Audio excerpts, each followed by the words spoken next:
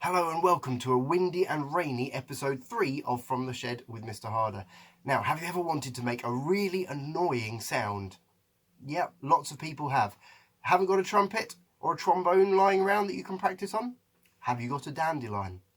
You can make a trumpet using a dandelion really quickly, really easily. Thumbnail, take off the top.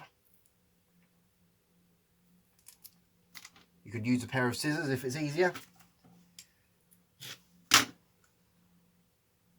And then very carefully with your thumbnail or fingernail, split the stem just a little bit down at the top.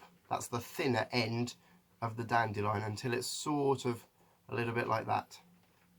Okay? Now you might need to experiment a little bit with how far you go down, but if you put it in your mouth, you should be able to blow. Your mouth's got to go all the way over the top of that split. That whole split needs to be in your mouth. You can make a really annoying trumpeting sound. Here's another one.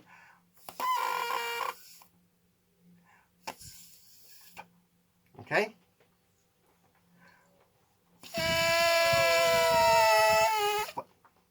See, fantastically annoying sounds just using a dandelion.